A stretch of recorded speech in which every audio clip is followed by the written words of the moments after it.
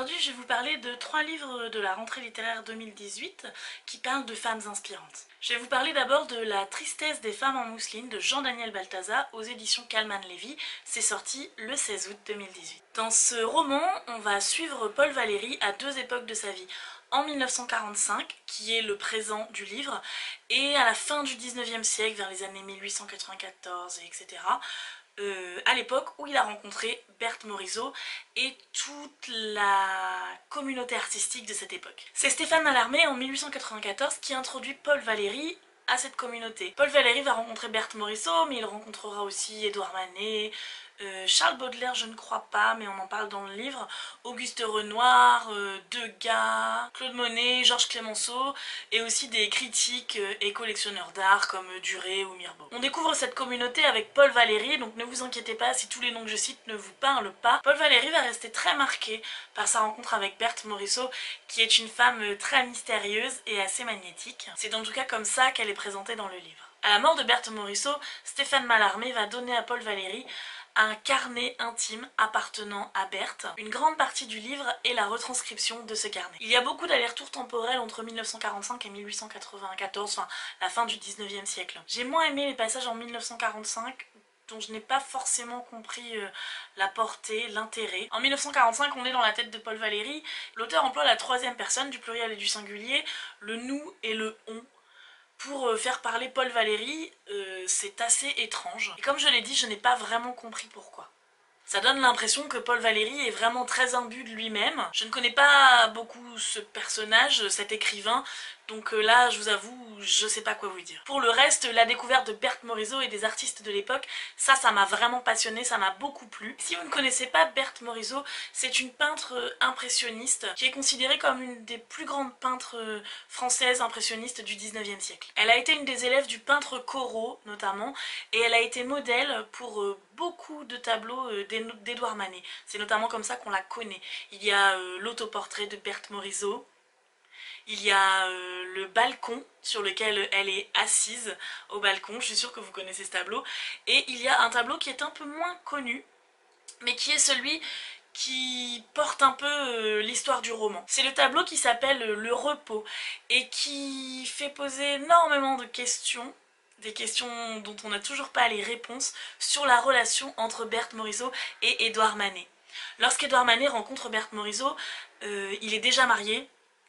Elle est célibataire, elle est en passe de devenir vieille fille, mais elle en fait, elle a envie de vivre sa peinture, tout ce qu'elle veut c'est peindre, elle veut rester libre. Mais à cette époque, le mariage c'est important pour ne pas être mal considérée. Elle va donc se marier avec le frère d'Édouard Manet. Elle va devenir Berthe Manet, elle aura une fille, Julie Manet, qui a écrit un journal sur son enfance, sur sa vie, etc. Sa rencontre avec les artistes qui est très intéressant, je vous le conseille. Et donc Jean-Daniel Balthazar va imaginer une histoire d'amour entre Berthe Morisot et Édouard Manet. Comme je vous dis, on ne sait pas s'il y a eu cette histoire d'amour ou pas, mais dans les carnets intimes de Berthe Morisot, c'est ce que Jean-Daniel Balthazar va nous donner comme hypothèse. J'ai vraiment aimé ce carnet. J'aime beaucoup Édouard Manet, que j'ai découvert notamment dans le livre Rouge Paris de Maureen Guibon, dont je vous ai déjà parlé, mais dont je vous reparlerai. Je ferai une vidéo, je pense, sur les femmes peintres, sur les muses d'artistes. Et j'aime aussi beaucoup Berthe Morisot, donc un couple Édouard Manet-Berthe Morisot, moi ça me va. J'ai beaucoup aimé l'écriture de Jean-Daniel Balthazar dans le carnet de Berthe Morisot. J'aime beaucoup les mots qu'il lui prête, c'était plein de poésie, plein de beauté. Berthe Morisot explique la place de la femme à l'époque, elle explique son désir de liberté, son désir de peindre à tout prix. Il y a dans ce livre aussi, pas seulement dans le carnet mais dans tout le livre, des réflexions sur l'art, sur la portée de l'art, sur la folie de l'artiste, sur l'artiste en lui-même, sur ce qu'est le beau. Il y a un champ lexical des couleurs très fort, très intéressant. Et il y a cette phrase très belle que Jean-Daniel Balthazar prête à Berthe Morisot. En fait, je ne sais pas si c'est une vraie citation de la peintre, puisque Jean-Daniel Balthazar a inventé le carnet et a inventé la majorité de son livre. Il se base bien sûr sur des faits historiques, mais il a inventé les pensées, etc. des personnages. Mais donc il y a cette phrase très belle de Berthe Morisot et qui résume un peu, je trouve, toute l'ambiance du livre et ce que vous pouvez trouver dans ce livre. Cette phrase est « La peinture est un pays immense, je m'y perds au premier pas ». Vous trouverez aussi dans le livre l'explication du titre « La tristesse des femmes en mousseline » qui est un peu énigmatique. Vous l'aurez compris, cette lecture m'a plu un peu en demi-teinte à cause des passages de 1945 qui ne m'ont pas touchée. Par contre, ça m'a donné très envie de découvrir Paul Valéry en tant qu'auteur, de lire ses écrits et très envie d'en savoir plus sur Berthe Morisot. Ensuite, je vous parle de La Révolte de Clara Dupont-Moreau aux éditions Stock, c'est sorti le 22 août 2018. C'est le deuxième livre de Clara Dupont-Moreau sur Aliénor d'Aquitaine. Dans son premier livre, elle nous parlait d'Aliénor d'Aquitaine en tant que reine de France. Là, elle nous parle d'Aliénor d'Aquitaine en tant que duchesse d'Aquitaine, reine d'Angleterre, qui va envoyer ses 3 fils contre Henri de Plantagenet, roi d'Angleterre, son mari. Quand je dis elle va envoyer ses 3 fils, c'est parce que Henri de Plantagenet l'a coiffé au poteau, l'a trahi on va dire, et elle veut sa vengeance. Le roman se passe au XIIe siècle, et à l'époque, le duché d'Aquitaine est très grand, très puissant, et la duchesse d'Aquitaine est même plus puissante que le roi de France. Aliénor d'Aquitaine est une femme puissante, très cultivée, très indépendante. Quand elle veut quelque chose, elle l'obtient. Son mariage avec Louis VII l'ennuie, elle le fait annuler. C'est une des premières femmes, peut-être même la première il me semble, à avoir fait annuler un mariage royal. On sait que les rois, souvent, quand leur femme leur donnait pas de descendants, ils les zigouillaient ou ils les enfermaient quelque part, dans un couvent, etc. Mais je ne savais pas qu'une femme avait réussi à faire la même chose. Après l'annulation de son mariage avec Louis VII, elle rentre en Aquitaine et elle rencontre Henri de Plantagenet qui est beaucoup plus jeune qu'elle, qui est destiné à être roi d'Angleterre. Ils font un pacte tous les deux. Elle s'occupe de l'Aquitaine, lui il s'occupe de l'Angleterre, chacun leurs affaires, ils sont tranquilles. Sauf qu'Henri de Plantagenet, en fait, il l'entend pas comme ça, hein. Il se dit que la petite Aliénor d'Aquitaine, elle va lui obéir et c'est tout. Donc il l'emmène en Angleterre, il fait en sorte qu'elle soit enceinte tout le temps, et il lui vole son indépendance. Il essaie en plus de lui voler son Aquitaine. Et ça, c'est peut-être ce qui l'énerve le plus, Aliénor, parce que son indépendance, elle se dit qu'elle la retrouvera un jour. Son Aquitaine, si on lui vole et qu'on la détruit, ça par contre, ça va pas le faire. Donc, c'est là où je disais qu'elle envoie ses fils contre leur père, elle leur dit « Allez-y, récupérez le trône d'Angleterre, récupérez le duché d'Aquitaine, on se débarrasse de lui et on est tranquille. » Évidemment, je vous résume ça vite fait, bien fait, il y a quand même beaucoup de rebondissements, il y a quand même un peu plus de difficultés, mais en gros c'est comme ça que ça se passe. La majorité du livre, on est dans la tête de Richard Cœur de Lion, le fils préféré d'Aliénor, le comte d'Aquitaine. Il commence par nous raconter son enfance, ses frères et sœurs, sa mère, son père, puis il nous raconte la révolte, la guerre, et ensuite il part en Orient faire des croisades, et il nous raconte ça aussi. Il y a un petit passage où on est dans la tête d'Aliénor, il y a des lettres d'autres personnages qui nous donnent différents points de vue sur l'histoire. L'autrice emploie la première personne du singulier, donc c'est toujours je, même quand on est dans la tête de Richard, mais j'ai vraiment réussi à bien m'identifier, à bien m'adapter aux différents narrateurs, aux différents personnages. Sous la plume de Clara Dupont-Moreau, on découvre un XIIe siècle pas si sombre que la majorité des personnes le pensent. Aliénor aime les troubadours, elle aime la poésie, elle aime la nature, elle aime les traditions, elle est lumineuse. Mais elle sait aussi être impitoyable et chef de guerre. Il y a donc quand même des passages sombres, les personnages sont impitoyables pour arriver à ce qu'ils veulent. Dans la dernière partie, le passage des croisades, il y a notamment quand même pas mal de moments qui m'ont fait froid dans le dos, même s'il y a une réflexion intéressante sur le début du djihad, l'acceptation des différences, etc. J'ai aimé l'écriture de Clara Dupont-Moreau qui est légère. Elle nous parle de choses impitoyables, de choses très très dures, mais d'une façon, ouais, comme je dis, très très légère. C'est genre... ah ok, il a fait ça, bah, c'est pas grave. Mais non, vraiment, du coup, ça passe bien, ça se lit très très bien. Ça m'a fait penser à la série des Rois Maudits de Maurice Druon, dont je vous ferai une vidéo aussi quand j'aurai lu tous les tomes.